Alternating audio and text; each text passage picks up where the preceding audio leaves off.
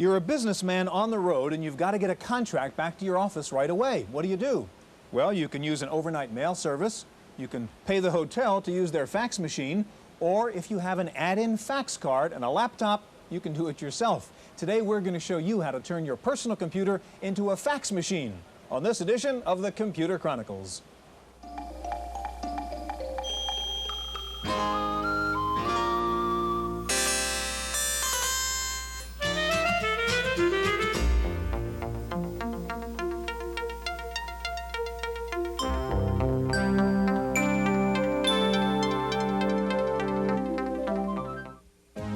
Computer Chronicles is made possible in part by McGraw-Hill, publishers of Byte magazine, and BIX, the Byte Information Exchange. In print and online, Byte and BIX serve computer professionals worldwide with detailed information on new hardware, software, and technologies.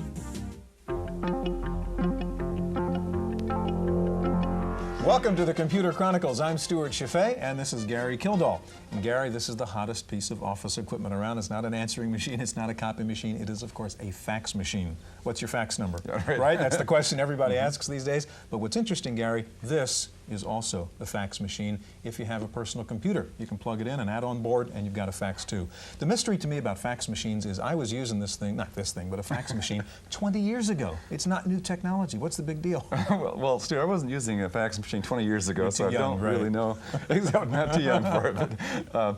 But I know that I'm using it now, and I think it's one of the greatest communication devices around. You can send text, you can send graphics, you can do it almost instantly, anywhere in the world. My own personal use of it, what I do is I just pick up my messages at the end of the day and go through them, rip it off, and one by one, and respond to them. And so you get a really nice communication center. And of course, the price is really right. And it turns out if you're in business nowadays and don't have a fax number, you're sort of considered an outsider. That's right. Well, we're going to help you solve that problem by looking at fax boards for your personal computer. We'll take a look at a lot of the ones that are on the market and help you decide which one is right for you. Now, fax boards are generally a lot less expensive than full-blown fax machines, but the users think they're also better. And we found an expert who agrees. Here's a report. When author John Heilborn heard about the personal facsimile, or fax machine, he thought he had discovered the ideal way to transmit documents to his many publishers. It was fast, accurate, and available day or night. What he didn't count on was how easily available it was to anyone who obtained his telephone number. 5 months ago, I started getting junk fax. I came in one morning and there was 10 feet of junk mail in my fax machine. I'd thrown away $10 worth of paper for nothing, and that made me angry. So I started to not have my fax machine on, and that was a problem because people who wanted to send me things overnight couldn't do it. And so I always had to be there to monitor what was coming in if it was junk. John's solution was to install a fax card in his personal computer.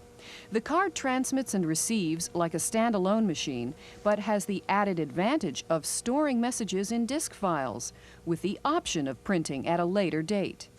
John can compose a document and tell the program to send it to a list of editors at a more convenient time, or examine messages received earlier to decide if they're worth keeping.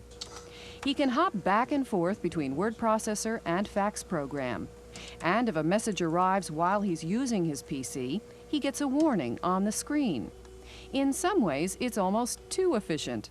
One problem I could see is that someone might offer me something wonderful. I'll sign a contract, and the next day someone would offer me something even better, you know. And had it been done by mail, I'd have had that extra day to think about it. Specifically, the fax board provides you with enormous power because the computer has total control over the images that are being sent and received.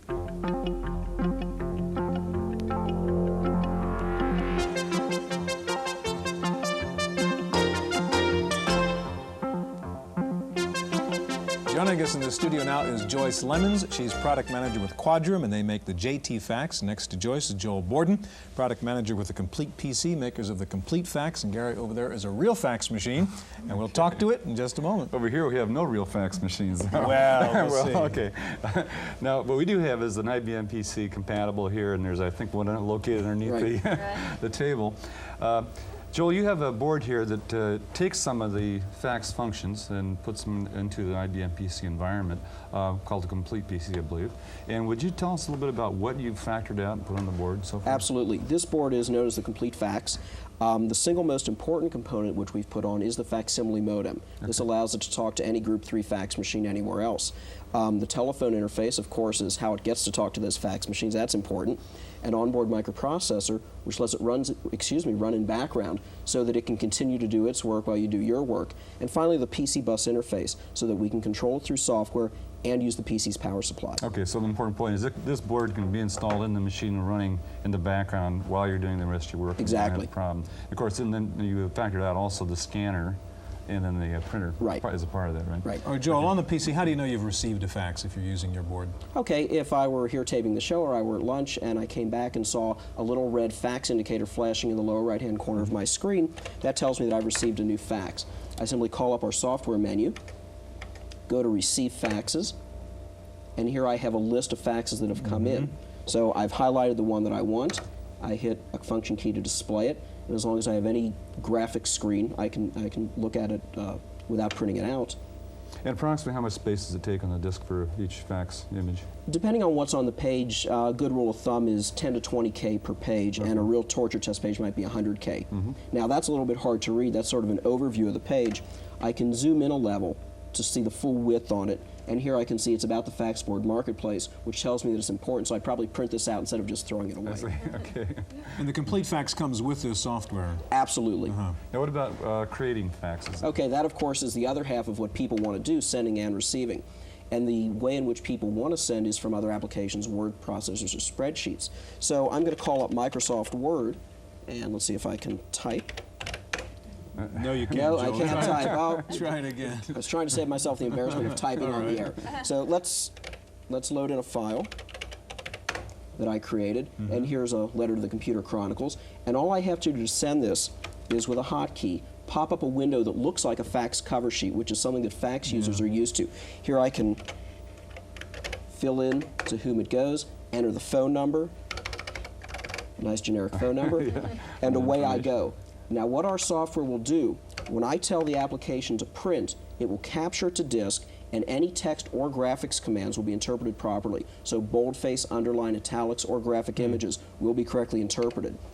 When I eventually leave and go back to DOS, it will convert it and send it while I go on to use other applications. Okay, and then you must provide various interfaces for various kinds of word processors then. Actually, our hotkey works with just about any application you can use under MS-DOS. So the software's sitting there RAM resident the whole time? Exactly. Pop it up out of an application? Right, using the hotkey. Okay, Joyce, now we took a look at a standard kind of card that we're used to putting inside a PC. The JT Fax is a little bit different. Tell us about it. Right, our JT Fax Portable is a small portable unit. It connects to the serial port of your PC, so that this unit can run on any PC that has a serial port and runs MS-DOS. Or a laptop that doesn't have a slot. Correct. In fact, it's ideal for that. And many of our customers use the ease of use as far as connecting and disconnecting this for their trips and their office work also.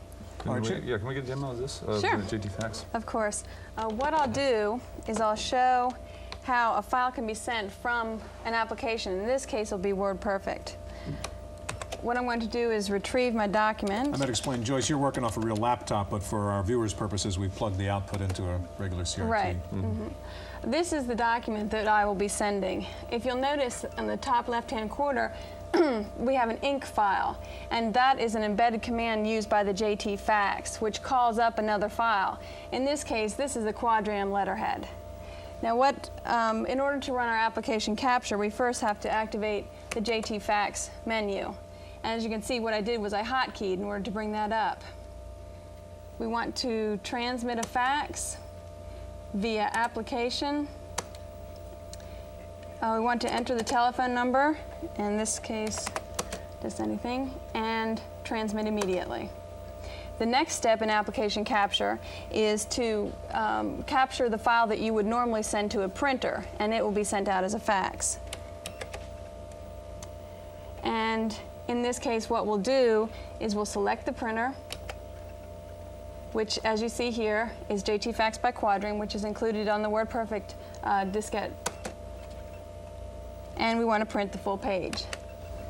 Now, so in this case, now it's just acting as if it's a printer and printing the fax. That's correct. You're printing out a WordPerfect document in the same way you normally would. Yeah. Yes, that's correct. So if you're familiar at all with your word processor, you know how to do that. Okay. The next thing you'll see, and I think we just missed it, a little message came on the screen saying that application capture is in progress. I see.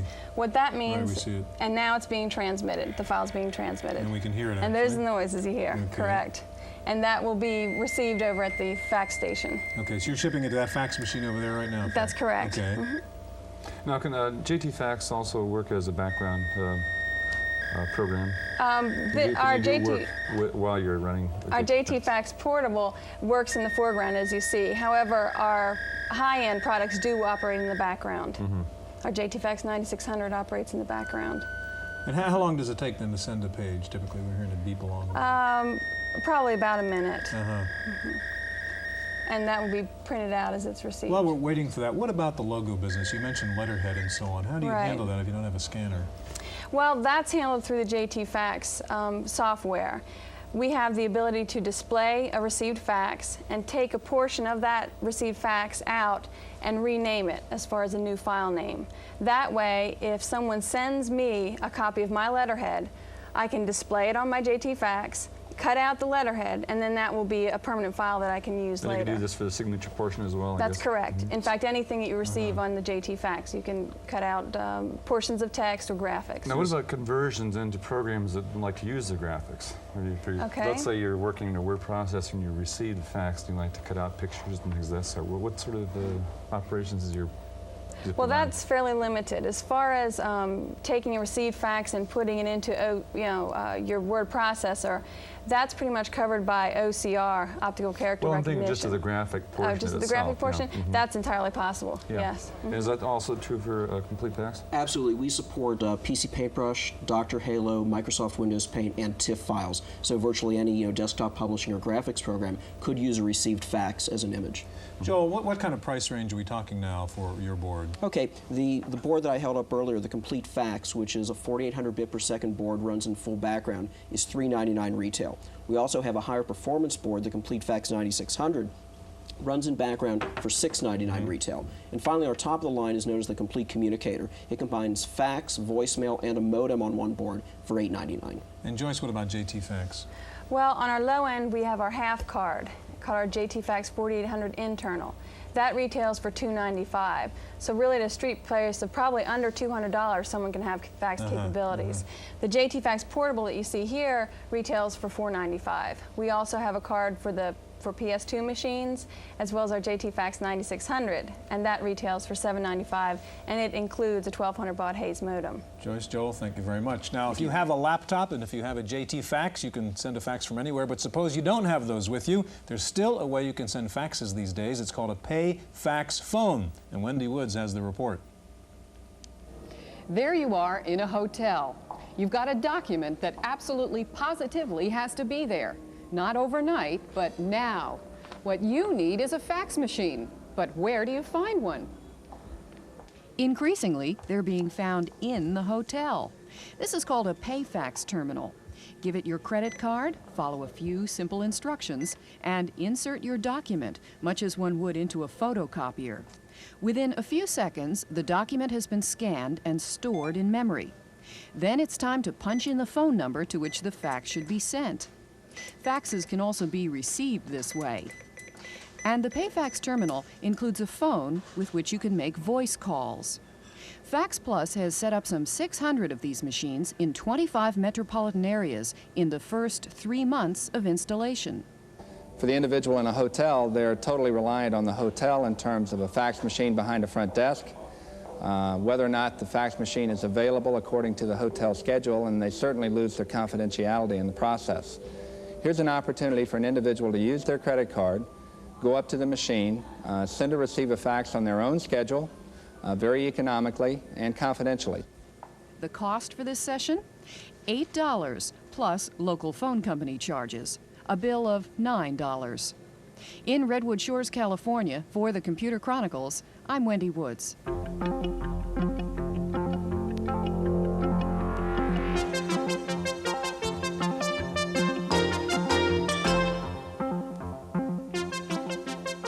Joining us in the studio now is Steve Sykota. Steve is product manager with Xerox Imaging Systems, and they make the data copy microfax. Next to Steve is Nick Baran, senior technical editor with Byte magazine. Gary? Nick, we see that there's a wide range of boards available for PCs and I suppose other computer systems. What kind of price ranges are we talking about in general? Well, the range is from about $300 up to around $1,000. And what are the differences you find? The main difference is performance. The more expensive boards all operate at 9,600 bits per second, whereas the cheaper ones are often 4,800. Another interesting feature of the more expensive ones, they usually have peer-to-peer communications between boards on different machines at different locations at 9,600 bits per second. And when you're talking about peer-to-peer, you mean like pure binary? Yes. In the case instead of raster? Right, and they're just blasting the file over at 9,600. Right, okay. Now I think Steve's product is one actually that has both modes, if not That's correct. Can you tell me a little bit about, first of all, the product you have? Okay, well, the data copy microfax board, we began manufacturing the board about 2 years ago. We were one of the first 2 or 3 companies involved in the PC facsimile market. The board we have 2 boards, one for the standard PC AT bus, as well as one for the microchannel machine, which we're demonstrating here. The price on both boards is $695. Okay. As was mentioned earlier, it is a 9600 baud background operating device. Okay. Now you have a demonstration that's going to show both of these modes. That's correct. That's correct. Okay. Real quick, all we do is type fax to get into the facsimile program. As this is booting up, one of the interesting characteristics of data copy's background program is a lot of foreground applications take up a great deal of memory. So whenever you're running in background, you want to try and minimize the amount of memory that you're taking up. The microfax background program takes up exactly 4K of memory. So it's very, very, very small. How do you manage that? Just the way that we move data, we try not to do too much in memory. Everything we do is on the card and on disk. Okay. So what we'll do is we work basically on a pull-down menu system. Just simply go to the call menu, go into your telephone book, point at those that you want to call. Now what I'm going to do is I'm going to place 2 calls. I'm going to place one to the fax machine here in the studio, and then one to a microfax card that's sitting in my machine at data copy. And what I'll do is I will take a text file, which is nothing more than a small cover sheet that I have here, and I will select it to be transmitted. What the machine will do is it will take the file for the fax machine, convert that to raster facsimile format, send it to the fax machine, retain the binary nature of the file for the one going to the microfax in Mountain View. Okay. Scheduling capability, which is pretty common amongst fax boards. Now what it will do is it'll go in and will convert the file for the fax machine. That conversion process for a full page generally takes between 10 and 20 seconds, dependent upon the amount of information on the page. As this is being done here, are there any emerging standards as far as the mode of binary transfer? Yeah. Earlier it was mentioned that it's a peer-to-peer or a card microfax to microfax in this case.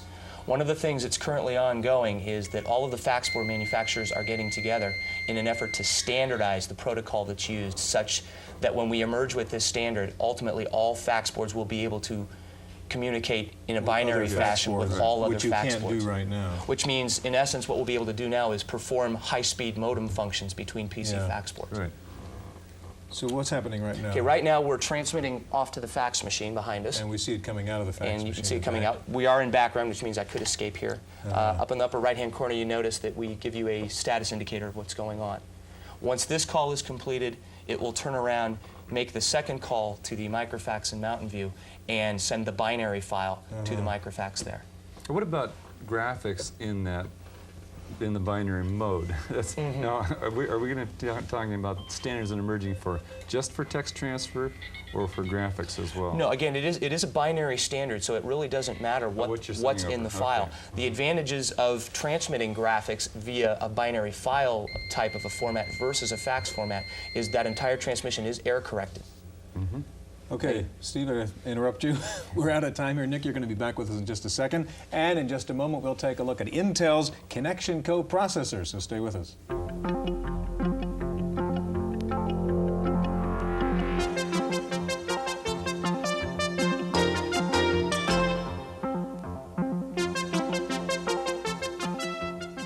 Joining us in the studio now is Rich Bader. Rich is General Manager of the PC Enhancement Operation at Intel, and back with us, Byte Magazine's Nick Baran. Nick, before we get going with the Intel Connection coprocessor, I think fewer than 1% of the people using fax machines are using boards, so they don't seem to have made a big dent in the market yet. Why is that? Are there problems? Well, I think there's still some limitations with the current fax boards on the market. One of them is the fact that they're pretty difficult. It's pretty difficult to view the image on the screen. Oftentimes, the graphics image is too large to fit on the screen at one time, and if you do, it shrinks too much, hard to see. And so you're forced to print it every time, and unless you have a really good quality printer, they're also pretty hard to read. On a dot you really need a laser printer to I think you do, use a yeah. fax board? On a dot matrix printer, they're very hard to read. I mean, you can read it, but not really that acceptable. I think they're actually very good for people who are self-employed or in a remote site, so they really have access to hard copy from offices and other locations. But the other problem is, of course, a lot of offices already have fax machines, and so there's not that much of a motivation to go out and buy a fax board. They seem to be pretty good use as outgoing message devices. Sending messages out, it's a good use for them in a small computer system. Yeah, and I've found it, when I work at home and I have a fax board installed, it really is very helpful to get some paperwork from the office, just have it sent over. It's really very good. So. Rich, you've got a high-end board here which does a lot. Tell us how it's different really from what we've seen before. Well, the connection coprocessor is a communications coprocessor that provides very simple fax and file transfer in the background, and it really assembles the best of all the features of the boards that you've already had on your show and combines them in one package. But I think that one of the things that's best about our product is how easy it is to use, especially when transmitting faxes or file transfer. Show us. As an example, what we have here is an application that's familiar to many people, Lotus 123, and with our Intel DCA communication application spec and some extra code, we've converted this program, a spreadsheet program, into a communicating program. I now have extra commands that I've added to 123 that allow me to send the spreadsheet as a fax or as a file transfer to other connection coprocessors. So you're not calling up a background program, you're running it out of the application? This portion, the human interface, is in the application, but all of the file conversion and actual file transfer will be done in the background. I can show you that. Okay. It's so simple, all I need to do is answer 4 questions. What file do I want to send? Who do I want to send it to? How do I want to send it? And when do I want it sent? Here I'll select 2. We want to send it to the Computer Chronicles, and we select that information from our phone book. We then select File. Which file do we want to send? The current worksheet, and just like printing, I've selected a range of the file to be sent. I then can answer when do I want it sent. I'll send it immediately. How do I want it sent? I'll send it as a fax. Now I type G for go, and it's off and going. And now I can quit this extra piece of my program, and now I'm back in Lotus 123, and I can be recalculating. So the coprocessor at this point is taken over and is building the images and so forth. Exactly, and off it goes. Can you tell just briefly a little bit about the standard you were talking about? Yes, the Intel DCA Communications Application Spec, or CAS, is a programming interface that allows software developers to add communications capability to their processing applications, making it very easy for people to learn how to do communicating. You don't have to learn a whole new program to do it. Nick, one last question. Can anybody buy a fax board no matter what PC, no matter what hardware configuration you have, or is there some minimum you need? Well, for most of them, you actually need at least 512K, and more often 640, and you definitely need a graphics board and a graphics monitor, preferably EGA in the PC world, so that's certainly a limitation. And also some hard disk space, right? Yeah, that's right. In fact, you need a lot of hard disk space. That's a huge file, a fax file. Yeah, in fact, recently a 7-page document came over, took up almost 2 megabytes with a lot of graphics. Okay. In there, so. Rich, Nick, thank you very much. That's our look at fax boards. We'll be back in just a minute with this week's computer news.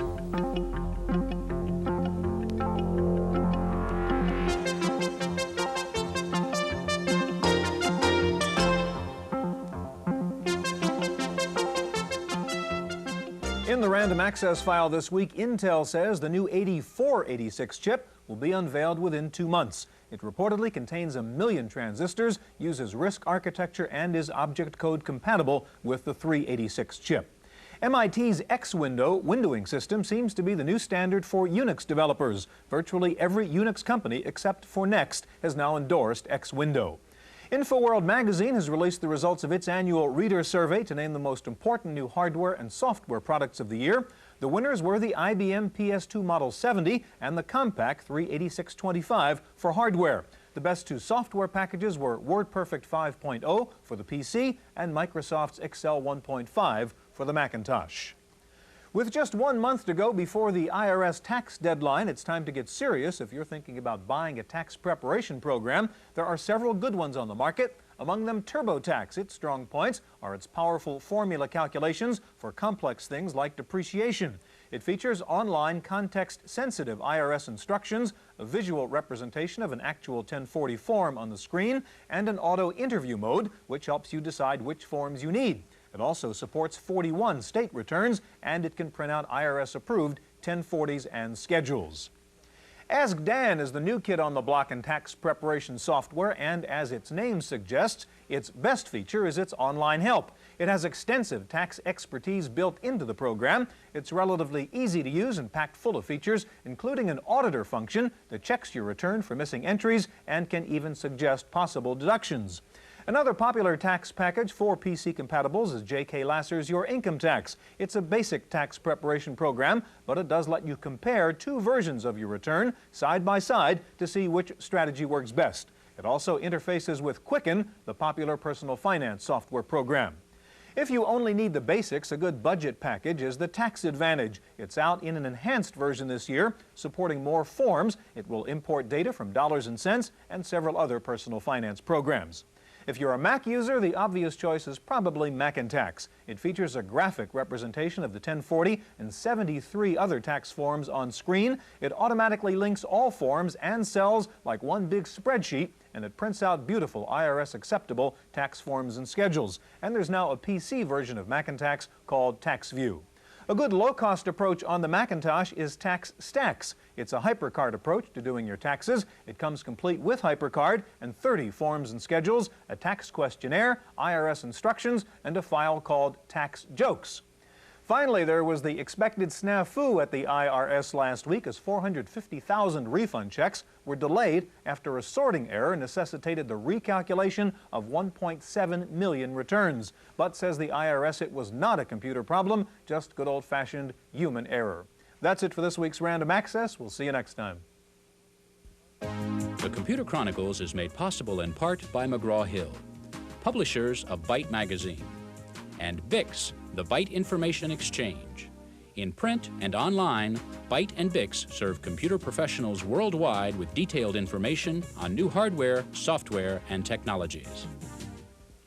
For a transcript of this week's Computer Chronicles, send $4 to PTV Publications, Post Office Box 701, Kent, Ohio 44240. Please indicate program date.